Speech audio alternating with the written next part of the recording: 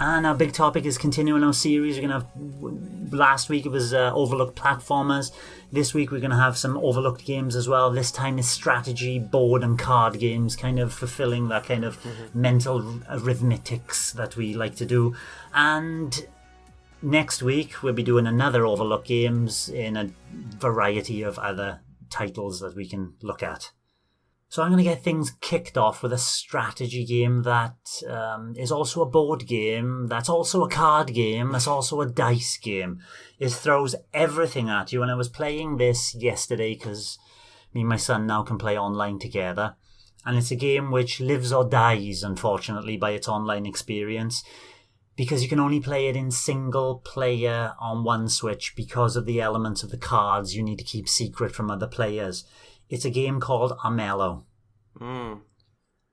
This is, I didn't mention this in the Download Delights this week in the sales, but this is on sale. It was $15.99 on the eShop. It is now down to $5.99, and I can't say enough good things about it. What an in-depth board game.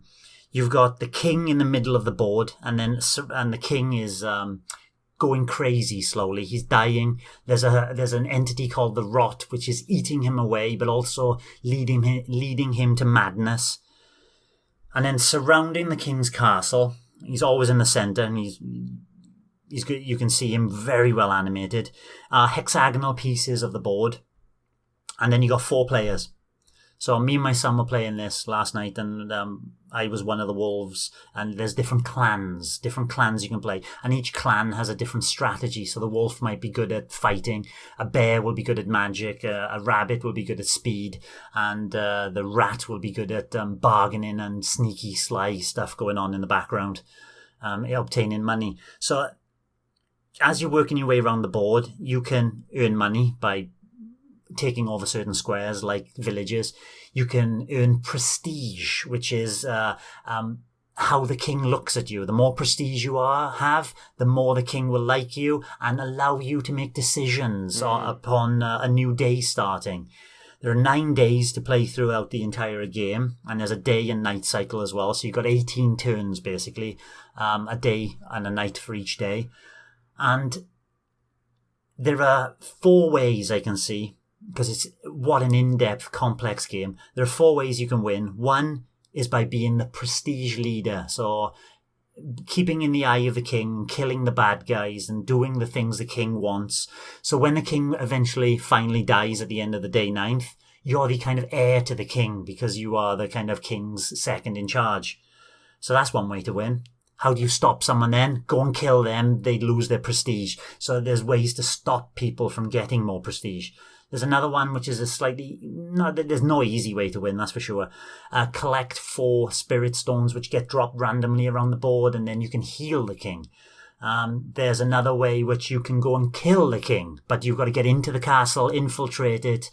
So before you do that, you've got to build up your cards and your stamina and your health and everything else to afford a full frontal attack. And there's a 4th way, which is a Rot, which is incredibly complex, about balancing your darkness and you're just about to die, but you're not dying. You're just constantly balancing towards the end, and there's a way to win that way as well. And not just is it this board game, there's these elements of cards which you can play at pretty much any time. So, because you've just one screen, I can pull up a card and I can put it over Nick and go, right, Nick, you've got 2 Rot. And I can play a Rot card on you, and on the next turn you'll get damaged. And there's these cards you can purchase, which you need money for. Then when you're fighting someone, there's a dice game on top of it, which utilizes the dice and the cards together. There's so much going on in this board game. It would take months to practice and get really, really good at it. I've played, I think, about 4 games through to completion, and I'm just scratching the surface, but there's a lot to like in it. When I started playing it, first of all, it was a bit janky, but they've had so many patches now that it's running perfectly smoothly from what we played last night. The only downside, as I mentioned before I started talking about it, is the online. It's 1 player local, So if you don't have anyone online to play and you're playing against the computer, it's a bit of a shallow and soulless experience. You want to be playing with friends. And this is a time sink. Me and my son played it last night for an hour and a half, and that's just one game. Oh, you can finish a game in an hour and a half. You can finish a game in an hour and a half. That's not too bad, actually. Which isn't bad for a board game, yeah. You think of Monopoly or something like that, if you're sitting down for a game night, that would take about that length of time anyway. But fortunately, you can save a game in the middle of it as well. So you could go, I've got to go, boys, and everybody can save it, and you can come back to it at a later date. Can't recommend it enough. With that caveat, you need people to play it with.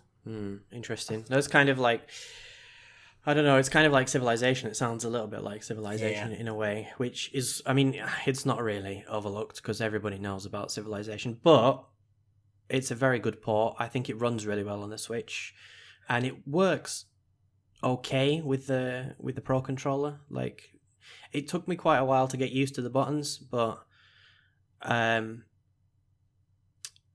I would say 20 hours to really get used to it. And then after I got Civilization 6 physical on the Switch, I did buy Civilization 5 on the PC, quite cheap, and I do prefer 6. I know lots of people prefer 5, some even prefer 4, but for me personally, 6 is better than 5.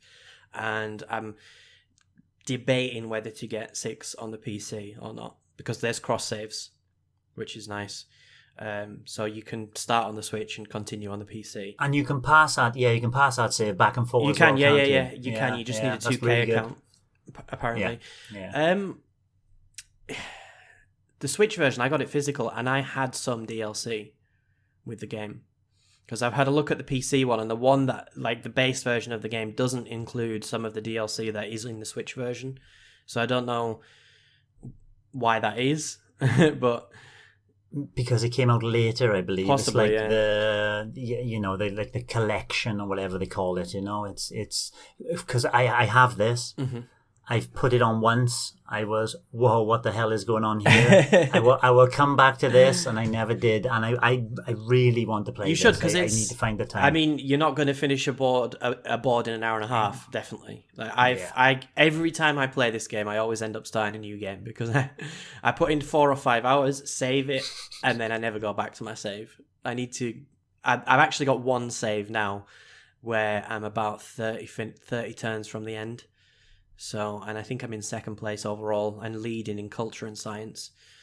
So like Amelo, there are a couple of different ways you can win, obviously. I think people know about Civilization though, to be honest. Just the fact it is a good port on the Switch. It is very much playable. Graphics are okay. Not like stunning, definitely not as good as on the PC. But you don't need a mouse and keyboard to play this. It still works very well on the Switch, I would say. Long load times, but there's nothing really we can do about that. What I think. Do you expect? I think all 2K games have long load times. And the other one I wanted to talk about, because I haven't really played many strategy or any board games really, or card games. It's kind of a puzzle game, and I've talked about it before, but it got a little bit slandered on Nintendo World Report this week, so I wanted to defend it a little bit. Carry on. Murder by Numbers, Pickross. Oh yeah, James did slander it. He doesn't like it. Now, he compared it to Phoenix Wright and said that it's basically a rip-off of Phoenix Wright that's not as well written and not as interesting. I've never played a Phoenix Wright game, so maybe that is affecting my opinion of the game. I've enjoyed the story so far. It's not fantastic. It's not anything special, but it's keeping me engaged. And it's Pickross. What more do you want? James said as well, he doesn't like Pickross. Which is another thing which didn't sell it to him. And I like Pickross, so I'm sure I would like this as well. I mean, he's right about the fact that it's sometimes like there's a lot of stuff that's not really appropriate to the story, but they needed a puzzle. He's right about that. Like, at times you find random bits of stuff and do a Pickross puzzle, and it doesn't really affect the story that much. But I think it's a puzzle game. Yeah. The overarching story is pretty decent. It's quite interesting. I'm halfway through chapter 3, so I'm close to the end, because 4 chapters. And I've enjoyed it. I think it's well worth the money. I think the puzzles I mean, the complexity definitely goes up. Before, in the first chapter, I was doing one puzzle in about 5 minutes. And as it's gone on, it's obviously taken longer. This morning I did one, and it took me a good 30 minutes to finish it. So, I mean, there's plenty of content there. It depends how good you are at Pickross. But I think it's a good Pickross game, solid Pickross game, with a decent story around it, good music, good art style, interesting to some extent characters. So, yeah, it's a perfectly good puzzle game, and I think it's well worth the price. Because there aren't that many Pickross games, are there, on the Switch? Actually, I know there's the Pickross S, which is pure Pickross S, but there's 4 of those. There's Pickross, also from Jupiter as well. They did a Pickross Lords of Nazareth. I can't remember Nazarick or Nazareth. It's apparently a popular Japanese manga, and they've made a Pickross version of it. And if there are any Pickross lovers out there, Sega have teamed up with Jupiter, and they're going to have a Sonic the Hedgehog. I can't remember if it's a Sega one or Sonic the Hedgehog Pickross coming next year. Excellent. Okay. Yeah. Good stuff. But yeah, that's it, unfortunately. I would like to play some more card games and strategy games and board games, but I'm interested, actually, after hearing what you said about Amelo. I'm interested in that, but I'm never really going to play with anybody, so it's going to be a solo experience, unfortunately. Is it worth it still, do you think, or not? If you're playing Civilization 6, I say stick with that. You know, if you're looking at it for a solo experience, it tends to be like a Dungeons and Dragons board game. You know, you need that social aspect. Okay. Without that social aspect, yes, you could play it, but I think the shallowness of you playing it by yourself, and you know what it's like when computer AI roll dice and they get outrageously good dice, and you're thinking, there's something cheating going on by here. But when it's against a human player, it never feels like that, you know. Is it worth $5.99? Definitely. Okay. Is it worth $5.99 as a solo experience? That's harder to say. And I think it'd be a game that you play once, like I've played Civilization, maybe get a bit lost first of all, and find it hard to get back to. Okay. So maybe not one to put on the wish list then. It's a shame because it is so good.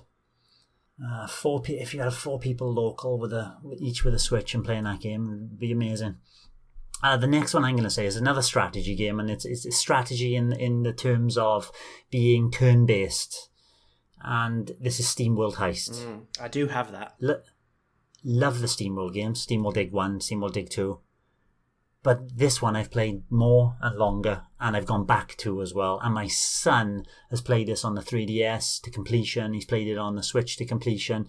This has seen some love in our family. For people who don't know, it's a 2D kind of platforming, but turn-based. So each character from your space, because it's set in space after the events of Steamworld Dig 2. After the events of Steamworld Dig 2, so the Earth has been destroyed. And then you're moving around to what look like derelict other ships, moving into the ships to loot the ships, and coming across a little story as well about how the oil bots and the future Vectron robots from not the future, but they're like aliens, high-tech aliens, trying to take over this area, and you're trying to stop them eventually. So each character can move a set amount of distance. Different characters have different abilities. Some are good at long-range attacks, so they're good with sniper rifles. Some are good with short-range melee attacks, so they're very powerful and more tank-like characters. But the way that these all link together, and the way that you can get through 2 different routes or 3 different routes through a level and get your 4, it's up to 4 players at a time. Some missions allow you to have 1 or even 2 characters, depending on the mission, to get through these levels and then take your shot, wait for the enemy to take their shot, move a little bit, take a shot, and it feels so good. Bouncing bullets off walls and hitting, and bosses as well. Really have to think your strategy through for bosses. Very, very good strategy game, that one. I do have it, and I've put about an hour into it, and I should probably play it a little bit more. I've finished the first Steamworld Dig twice. I absolutely love it. I've got 2. I've got Heist, and I just... Oh, what is it? Heist, yeah, this game. I can't remember now. Yes, Heist. What's the card game? Quest. Steamworld Quest, Hands of Gilgamesh. I think I've got that as well. I just haven't put time into these other Steamworld games, unfortunately, but I know that Quest is well loved. That's a card-based RPG, isn't it? Yeah, that's another one to add to the list. Another game that I have but I've never played and that gets a lot of love from the forum is Slay the Spire. I think Dazzy's a big fan of that as well, isn't he? Yeah, Draken. And Smeagol as well. Yeah. Smeagol there. And I need to play it. I've got it on PC. That's also, I think that's a rogue-like card RPG, right? Yeah, yes it is. And I just... it's on my wish list as well. It does look good. Yeah. So, definitely interested in the genre. I know there are a lot of good games out there. And I guess I just have to get into them. The only real stuff I've played recently is Triple Triad. I think that's what it's called. In Final Fantasy VIII, which is the card game in Final Fantasy VIII. It's fantastic. Okay. I love it. And I played poker in Red Dead Redemption 2 a couple of times. That's it, unfortunately. Did you ever play Witcher 3? No, but I know that game is well Gwent. Gwent. Yeah. It's well loved, isn't it, by some people? Yes, it is. I haven't got into it yet myself. So. How much time have you put into that, by the way? How far? 10 hours. 10 hours. It's not moved for a while. No, it's been sidelined. It's going to be sidelined for a little bit longer with Paper Mario turned up as well. I think I'll restart the whole game when I get back to it. Probably. I'm going to have forgotten everything. Yeah. Fair enough. Wargroove is an honourable mention for me. Yeah. What a game. And I've talked about it so many times in the past. If you don't have Wargroove, just go get it. It's on sale, isn't it, now? Yes, it is. Well worth it. Well worth it. Fantastic game. And a game I've got my eyes on that is a strategy game. It's incredibly dark. It's looking at the survivors of war instead of, everyone's used to being a soldier. This is looking at the survivors of war and telling individual stories of management, so food resource management, for example, and event management. Certain scripted events will come up, like a soldier will come into your house and maybe you have to lie to them. So there's morality to take into consideration with how you survive. It's apparently really, really good at what it does.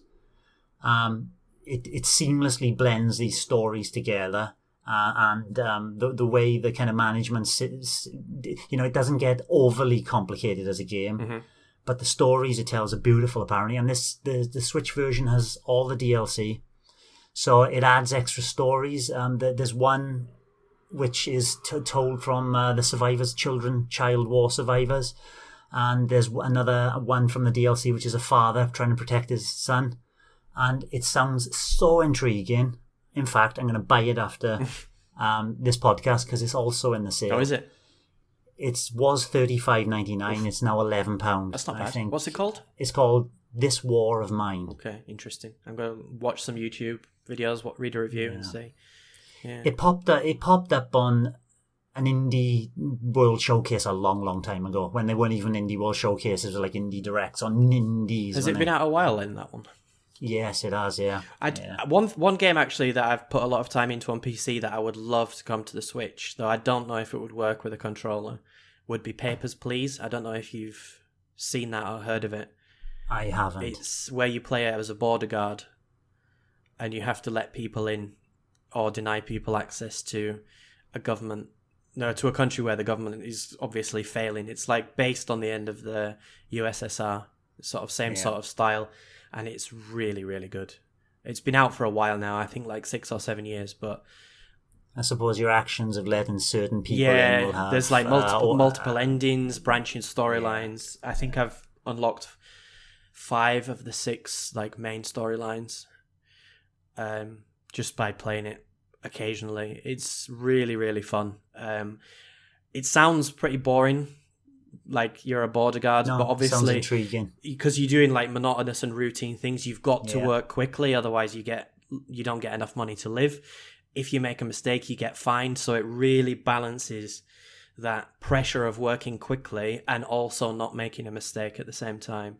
And it's really, really hard to get enough money to survive without getting fined. Like, that's where I think the sort of the real gameplay comes in.